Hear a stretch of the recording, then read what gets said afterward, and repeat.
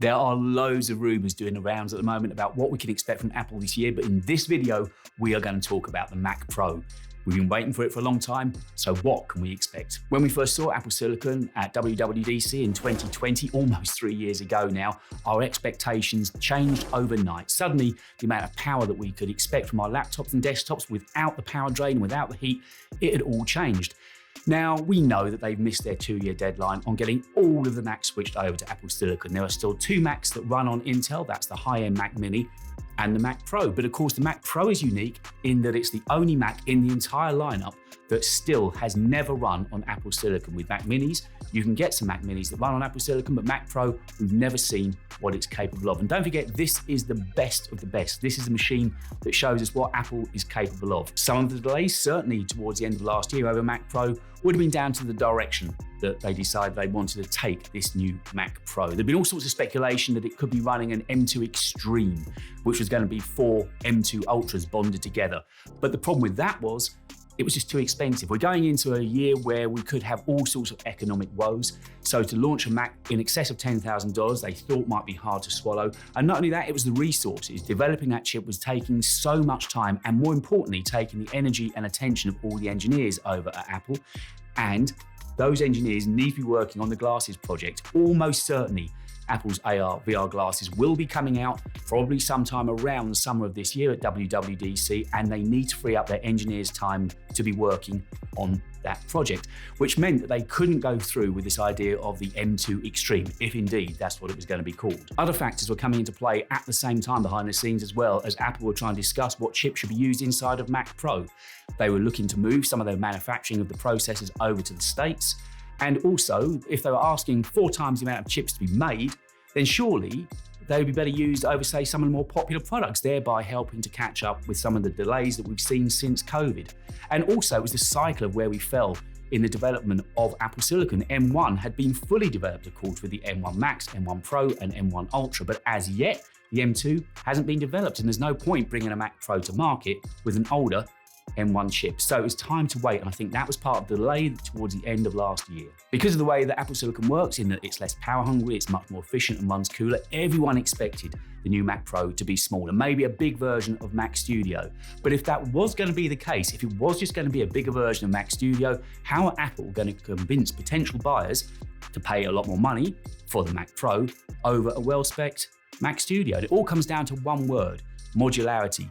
But the definition of modularity is going to change with this new Mac Pro. Modularity has become a byword, of course, for user upgrades after the fact, once you bought your Mac, being able to change things within it. And to some degree, you'll still be able to do that. But one of the things that you won't be able to change at all after the fact is the RAM. You'll still need to choose the right amount of RAM at the point of purchase, and that's all because the memory is tied to the motherboard on the M2 series of Apple Silicon chips. Media cards, network cards, extra storage, extra ports, all of this could be user upgradable and therefore modular on this new 2023 Mac Pro. The storage is quite simple to see how that would work. It would almost be an Apple upgrade system. You go over the particulars about your Mac, they send you out extra storage that you can install, therefore it's modular via the PCI slots, but it is very specifically for your Mac Pro only. Will the graphic cards be able to be upgraded using the Mac Pro expansion modules? That remains unclear. If the MPX does remain, will you be able to insert your own external graphic cards? Who knows? But one thing that is for sure is that a lot of elements of this Mac Pro will be modular. But one thing that's not going to change at all from the current Intel Mac Pro is the externals. It's going to look exactly the same. I just do not understand it. If I'd spent all that money on a brand new Mac Pro, I'd want my clients to know about it. When they came in, I'd want them to see that I've got a brand new 2023 Mac Pro on my desk. Who knows, maybe as efficient as the M2 is going to be, they still want as much cooling as possible to make sure this Mac Pro is as powerful, and they're extracting every ounce of energy and performance out of the M2 Ultra. That could be one reason. It could just be money saving. They didn't want to go through the expense of retooling, creating a new body for this new Mac Pro, but it seems a chance sorely missed. It's still going to have the cheese grater look to it. It's still going to have the lift-off body so that you can access the internals, as we discussed, making it modular. And it's going to be the same down to the choice of feet or the $400 wheels even. Everything on the outside is going to look identical. Why? Who knows? And if you're wondering when you're going to be able to get your hands on an Apple Silicon Mac Pro, I reckon spring's a pretty good guess. Not only that, if history's to be our teacher, well, that's generally when the 0.3 version of the current Mac OS is released for public use as well. So the Apple Silicon Mac Pro and Ventura 13.3 can ship together. But are you going to be one of those niche few standing at the front of the queue, hammering on Apple's doors, waiting for this Mac Pro to come out? How much do you think they're going to sell it for? How much is it worth to you? Do you think the modularity is going to satisfy what Mac Pro users have been used to over the years? Do you think they've shot themselves in the foot with the Mac Studio? Is that too good?